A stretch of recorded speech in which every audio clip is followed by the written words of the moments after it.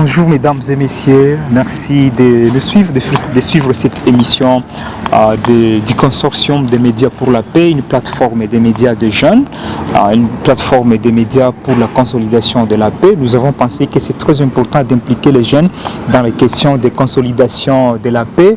Et quand on parle de consolidation de la paix, on voit aussi, en tout cas à part entière, les médias qui ont un rôle à jouer. Et aujourd'hui, si on parle des médias ont un rôle à jouer, c'est un rôle en tout cas de mettre à l'avant la vérité, parce que le plus souvent dans des conflits graves, c'est la vérité qui est la plus grande victime. Les gens ne parlent pas de vérité, ils veulent en tout cas manipuler l'information à tout prix. Alors les médias comme responsables de la vérité, responsables de donner les informations vraies et vérifiées, ça nous permet en tout cas de devoir donner une grande contribution comme jeunes et comme médias pour le travail de consolidation de la paix. Mais nous allons dire dans le cadre du colloque sous-régional sur les questions de consolidation de la paix dans la région des Grands Lacs, organisé à Kigali.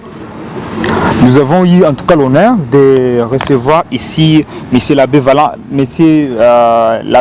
Valence Niragiré. Monsieur l'abbé Valence Niragiré, bonjour. Bonjour. Bienvenue dans cette émission. Je rappelle que vous êtes le secrétaire général de la Commission épiscopale Justice et Paix du Rwanda. C'est une structure nationale, mais également vous êtes le secrétaire de la Commission Justice et Paix au niveau de l'association des conférences épiscopales de l'Afrique centrale, réunissant le Rwanda, le Burundi et la RDC. C'est vraiment une méga plateforme. Bienvenue dans cette émission. Merci beaucoup. Je suis très heureux de participer à cet événement. Le colloque, la troisième édition du colloque pour la paix. Organisé ici à Kigali. Voilà, merci beaucoup. Très brièvement, qu'est-ce que ça vous fait de trouver les médias de jeunes, les consortiums des médias pour la paix, les jeunes qui s'engagent à faire valoir la vérité à travers les médias? Ça c'est très important parce que le monde d'aujourd'hui est un monde qui connaît, disons, un sens aigu de désinformation.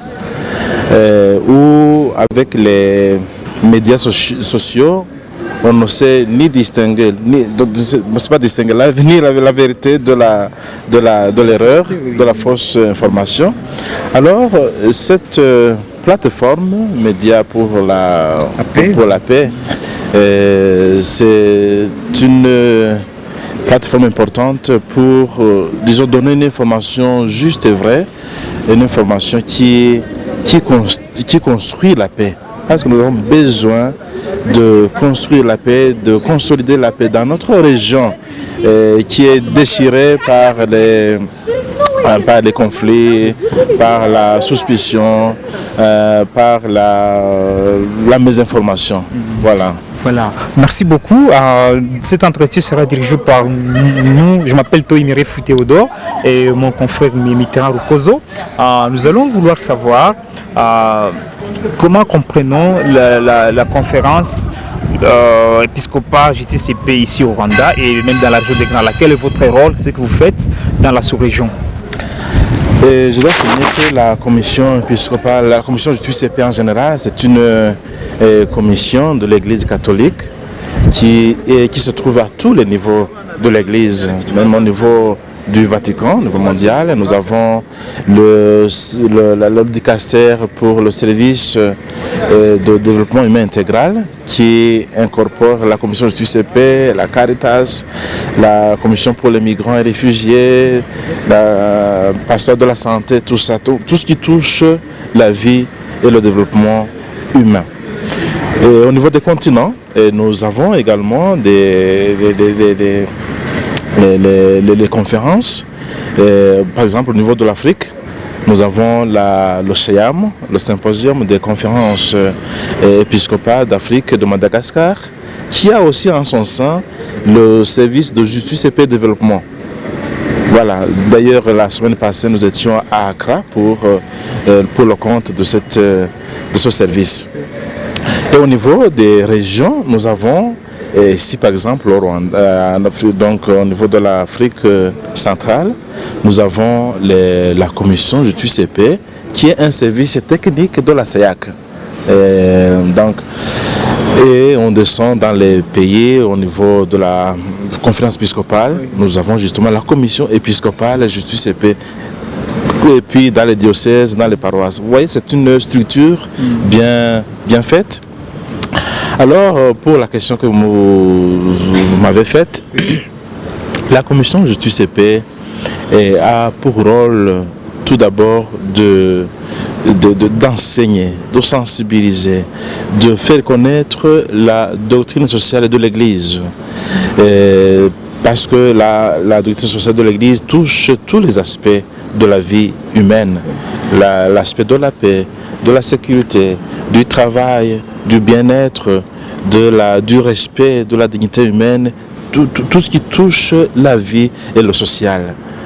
Alors, au Rwanda, l'Église, donc la Commission épiscopale du CP et tous ses embranchements a un rôle très important à jouer dans la reconstruction du tissu social, surtout après le génocide commis contre les Tutsis que nous avons connu ici au Rwanda en 1994.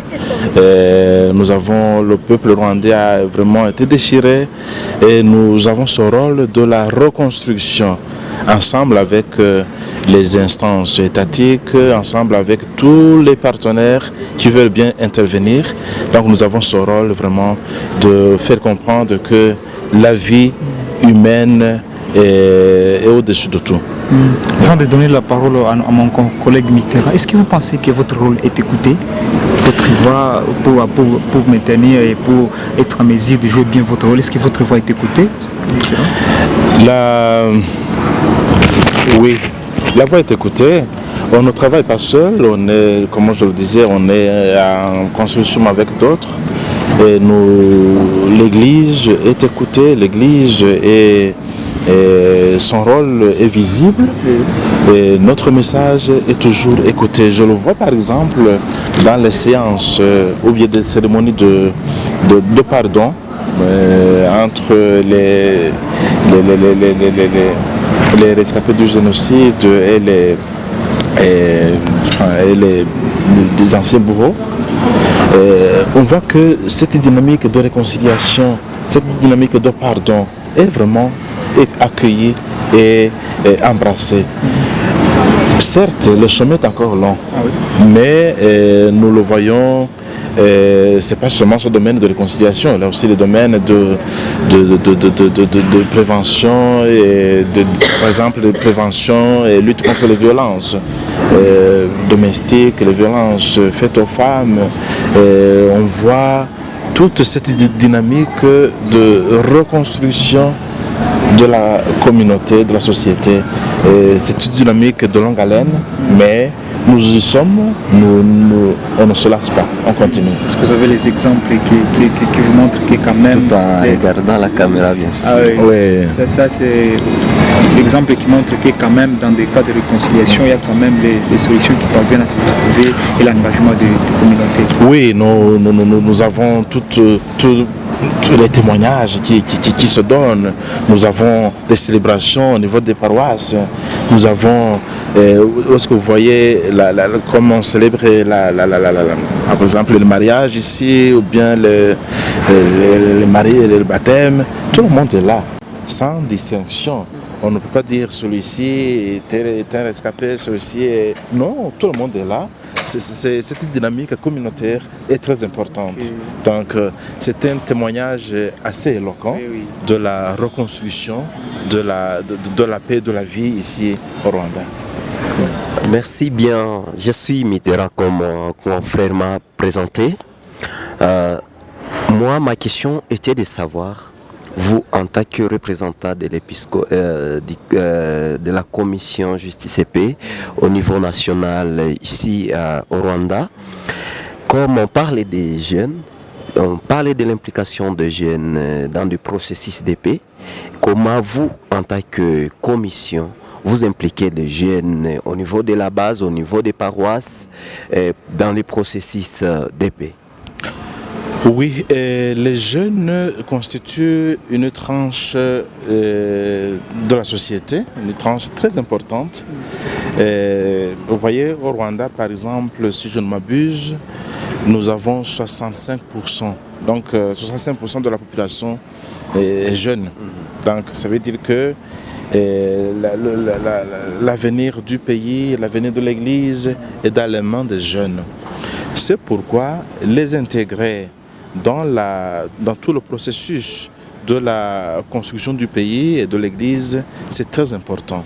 Hier, j'ai parlé justement, je disais, les agendas qui sont conçus pour les jeunes, mais sans l'implication des jeunes, ces agendas-là sont contre les jeunes. Il faut une implication totale dans la vie multiforme du pays et de la société. Ça veut dire quoi? Les jeunes devraient être présents dans la conception des programmes, doivent être présents dans l'élaboration et dans la mise en œuvre des programmes. C'est à quel niveau les jeunes se sentent être impliqués ici chez vous? Ils doivent être impliqués dans tout. Parce que, par exemple, aussi ici au niveau de l'État, on a mis sur pied la commission, commission nationale pour les jeunes. Donc ils sont présents à tous les échelons du pays. Et au sein de l'Église, les jeunes, on les voit partout. Du début donc, de la communauté ecclésiale de base, de la centrale, on les voit dans les commissions et les mouvements d'action catholique, ils sont présents. Dans nos commissions, nous avons la commission pour la pastorale des jeunes qui est très active pour impliquer les jeunes dans la vie sociale et communautaire. C'est vrai que nous sommes dans la sous-région des Grands Lacs où l'Église encadre la majorité des jeunes. Et maintenant, en tant que représentant de la commission, que faites-vous quels sont les efforts que vous menez sur terrain pour collaborer avec les représentants de la commission du Burundi et ceux de la RDC pour que ces jeunes ensemble puissent maintenant capitaliser ces efforts dans la consolidation de la paix, parce que ça doit commencer au niveau de la base et vous avez en tout cas la majorité des jeunes. Oui, nous sommes dans la région et c'est très important que les jeunes de la sous-région se retrouvent ici. Et vous avez compris leurs échanges, leurs idées, leurs préoccupations. Même au niveau de la conférence, de la commission épiscopale, de la commission justice et paix au niveau de la CEIAC, nous sommes en train de monter un programme Paix au Grand Lac. Okay. C'est un programme très important qui va embarquer non seulement les jeunes, mais aussi les femmes, les leaders religieux, les leaders politiques, pour dire que les jeunes sont pris en compte dans ce programme de l'Église catholique. Mais même aujourd'hui, avec les initiatives que nous avons, par exemple, nous avons avec Alert International, nous avons un projet sur 4 sites de frontières et un projet qu'on nommait Mupaka Chambaletu. Ça veut dire la frontière, notre gagne-pain, où nous encadrons 400 jeunes dans la recherche dans l'autonomie financière, où les jeunes, 100 jeunes sur chaque site, nous avons. Ils passent ils nous montrent le plan d'affaires, ils passent des compétitions et les lauréats ont des prix et comme ça ils progressent dans leur projet pour la paix. Donc ce sont des projets transfrontaliers qu'ils les réalisent avec leur père de l'autre côté et je suis sûr que ces jeunes-là avancent justement dans l'autoprise en charge économique, mais ils ont aussi des constructeurs de ponts dans notre région des Grands Lacs, si secouée dans notre région s'est martyrisé. Oui, on comprend qu'on doit construire les ponts dans la région des Grands Lacs. Maintenant, il y a la volonté est là des fermiers de collaborer entre les pays de la sous-région. On voudrait maintenant comprendre les défis auxquels vous faites face et qui bloquerait cette volonté que vous avez. Oui, la volonté est là, le dynamisme est là de part et d'autre, mais effectivement nous faisons face à des défis. Le défi le plus important c'est sont les conflits, sont les guerres dans notre région. Depuis plus de 30 ans, notre région connaît une instabilité politique et c'est très dommage. Et ça a un impact très négatif sur les jeunes. Et notre défi, c'est la manipulation. Ici, notre région est vraiment une région où les gens sont trop manipulés. La manipulation, je dis la manipulation politique. Il y a la manipulation ou bien l'idéologie de haine. Vous voyez, il y a des discours de haine, ceux-ci sont des ennemis, ceux-là, vous ne pouvez pas travailler avec ceux-là, sont des ennemis. Non, il n'y a pas d'ennemis. Il n'y a pas d'ennemis, nous sommes tous frères autour de nos frontières. Et je dis souvent que nos frontières ne sont pas des barrières, elles sont des carrefours de rencontre. Il faut bien souligner ça. Donc, si nous... Alors, les jeunes devraient se défaire de cette idéologie, de ces discours de haine, de méfiance, de suspicion. Vous voyez, je voyais les jeunes ensemble, les Rwandais, les Congolais, les Burundais, ils sont ensemble, ils sont très contents, ils sont très heureux. Il n'y a pas de frontière entre eux. Alors, si vraiment, c'est peut-être un message aussi à nos politiciens. En regardant toujours la caméra, oui. comme c'est un message. Vraiment, c'est un message à nos responsables politiques de la région des Grands Lacs. Il faut vraiment, disons, aider nos populations à vivre en paix. Il faut donner des messages de paix, de cohésion, parce que nous sommes un. Nous sommes des frères et sœurs, nous sommes des amis.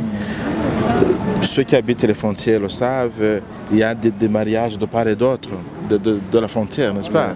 Il y a des fêtes auxquelles les uns les autres sont conviés. Donc il faut toujours maintenir ce climat. Il y a les marchés, ceux du Rwanda vont au Congo, vont au Burundi pour le marché. Donc pour dire, il faut vraiment aider nos populations à vivre en paix. Oui. Voilà, peut-être pour finir, s'il vous plaît, peut-être pour finir avant de conclure cette émission, la RDC actuellement est en crise et on comprend le rôle très important de l'Église dans la promotion du dialogue à l'intérieur, mais aussi ce dialogue, apparemment, il devrait impliquer d'autres pays de la région pour voir. Parce que le plus souvent, on sent que, comme vous avez dit, il y a les gens qui pointent que sont nos ennemis et pourtant, comme vous dites que nous sommes des frères. Que pensez-vous peut-être jouer comme grand rôle de l'Église au niveau régional pour en tout cas renforcer les liens de ces dialogues entre les États, entre les belligérants ou les membres de la sous-région? En fait, il y a beaucoup d'efforts qui se font. Et depuis la crise, la récente crise à l'est de la RDC, l'Église n'a cessé d'intervenir d'une façon ou d'une autre. Et je donne l'exemple, par exemple, la CENCO. La CENCO, c'est la Conférence épiscopale nationale du Congo, ensemble avec l'Église du Christ au Congo, ECC. On montait un programme qu'on a appelé Pacte social pour le dialogue pour la paix, je ne sais pas comme ça. Mais vous voyez, ils ont essayé de rencontrer les chefs d'État, de la région pour justement exposer, pour parler de ce plan de paix. Je souligne justement des rencontres qui se font et des missions de plaidoyer que nos évêques de la SIAC réalisent auprès de nos gouvernants. Ok. Et donc ces missions de plaidoyer sont faites et on va continuer parce que les problèmes, les soucis sont toujours là. Donc, Parce qu'on a toujours dit que le silence peut susciter une complicité. Est-ce que c'est pour ne pas dire que les églises dans chaque région sont complices des autorités qui sont les tiers de ficelle dans matière de conflit?